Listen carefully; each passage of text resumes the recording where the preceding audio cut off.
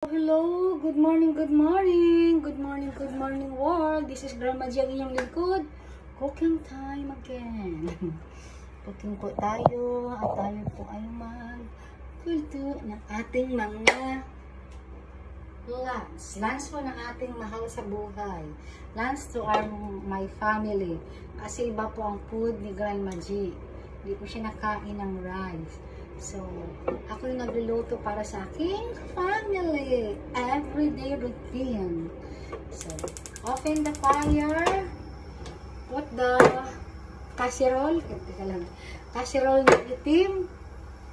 Tapos yung telon natin, bubuksan natin. Buksan yung telon. Nan! Lalala! Cooking time! Ready na natin to. Ready? So, damihan po natin ng sili para masiyahan po tayo. Damihan natin ng ganire para medyo spicy. Sarap. My cooking today. Yan ang aking recipe. May kalamansi na ako ng pinipiga-pigaan dito na 1 cup. Ayan. May kalamansi juice. Ang aking pangpaasim para organic yung dating niya. Ayan. So, dito para hindi siya maperde kasi baka maperde pa. Mawalan tayo ng lalagay ng tatanggalin nga. Lagyan natin ng a little bit mantics. O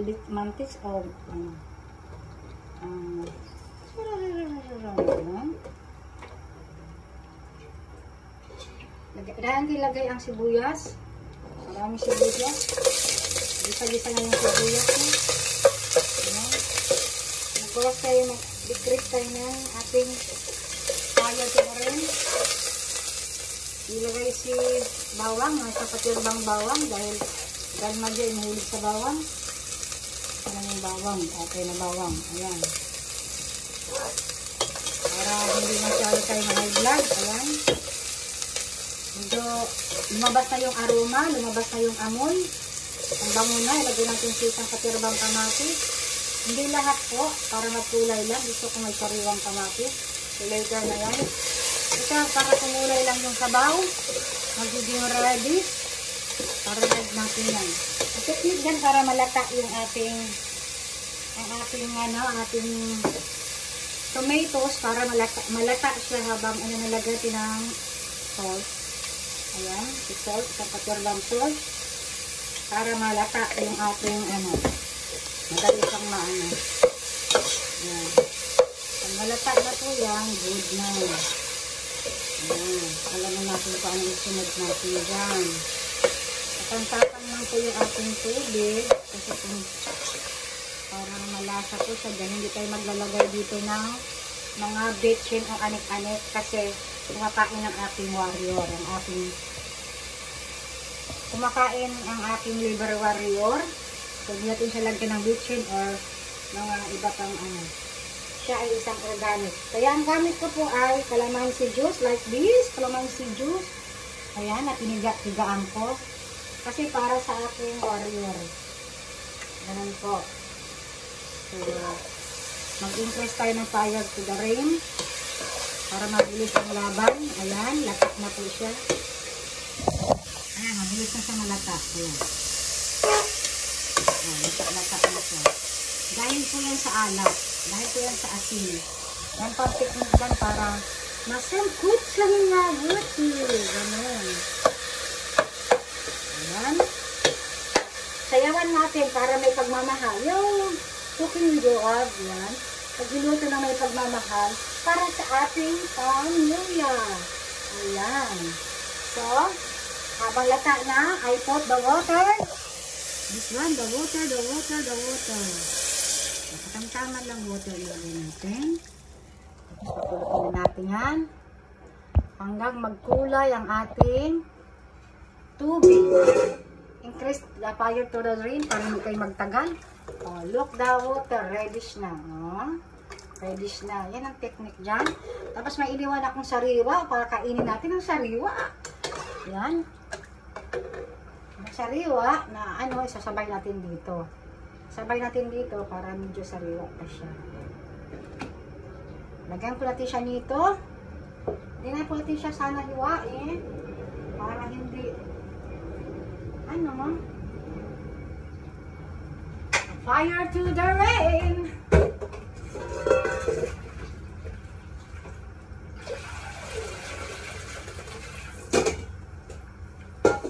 Tapos ihuli na po natin to ha. Kasi para hindi siya ano. Sabay na natin dito. Kaya lahat para hindi maanghangan. Maarte ang aking warrior. Si warrior lagi, si warrior. Ang aming ano, warrior lagi, warrior. Tapos ilagay na natin tong calamansi juice. Ayan. Nga natin kung gaano siya kaasim. Wala akong masasabi ang asim niya.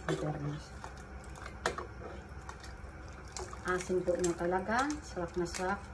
Gustong-gusto ng warrior ko yan. Ayan. Galing po kasi siya sa maasim na gusto niya sa mga sinigang na maasim. Pwede na. Nagdagan pa natin na konting galite para medyo may sarap-sarap. At konting alat pa. Hindi pang alat ng isang ganito.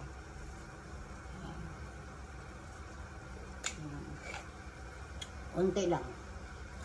Yan lang.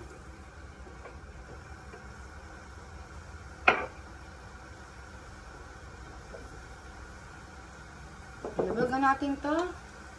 Si Lady Finger, buo na. Ayaw ko nang hiwain para hindi maglapot yung sabaw.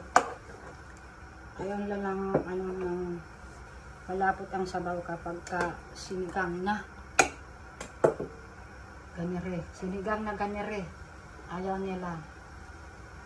Ayaw lang malapot ang sabaw. Kaya hindi ko hinihiwa ang ano.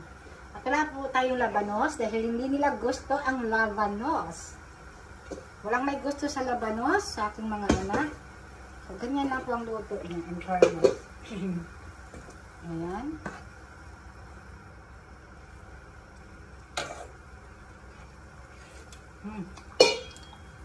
Asim. Tamis, mukhang asim. Ayan. Atin ang ano. Enjoy for cooking. Ayan, lagay na natin si kangkong. Ano ba English sa kangkong, oy? Mag-comment naman kayo dyan sa aking mga videos kung ano man ang English sa kangkong. Kangkong paghihapon. English pa more. Ayan. So, atay ay. Takla natin konti ay.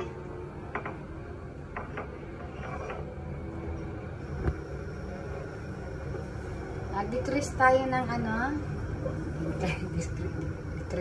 Increase tayo ng ating fire to the rain para mabilis ang ano. Para hindi tumagal. Ayan na, nagkulo-kulo na ski. Kulo-kulo ski na, ayan na. So, pwede na natin itong ilubog ski. Ayan. Pinagsama na yan. Para sariwa siya. Ayan na, ilagay na natin siya. Ayan, ayan. Ayan na po, ha? Malinaw na malinaw sa paningin ninyo. Kung ano ang nilagay ko. Ayan po. Wow. Takpan konti. Nang maluto na ang lahat. Kay sarap-sarap. Sarap na sarap. Eh, di naman nakain siya naman ng ano. Ang kinakain ko dito ay hipon lang po. At saka yung ano. Pero actually, hindi po talaga ako nakain ng rice.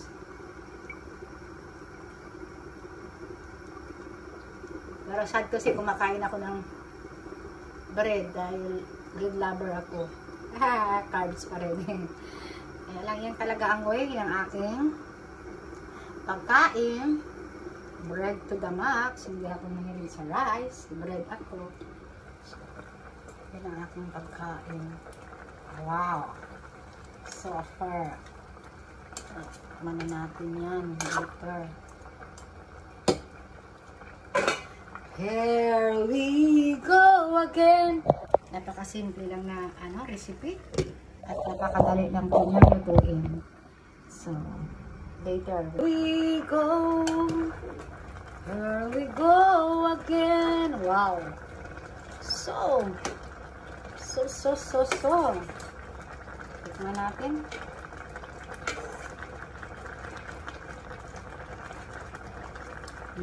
Yummy. Yummy na po. Sobrang yummy. Ayan. So, takpan na po natin siya. Pero hindi pa masyadong hindi ako masyadong naalatan. So, lagyan natin konti ng asinta. Ayan. Para napaalat na. Grand magic talaga, no?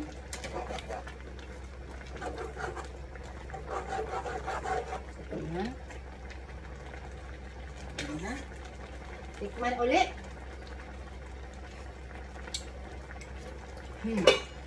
Terrific! Sobrang terrific niya. Ayan. So, thank you very much for watching. Ito si Grandma G, ang inyong lingkod. Patayin na po natin ang isasara na po natin yan. Ayan. Tako i-kalamski. Ayan. Thank you very much for watching. See you on my next video. And like naman po and pa-heart sa aking mga videos. This is Grandma G, ang inyong lingkod. Maraming salamat sa inyo.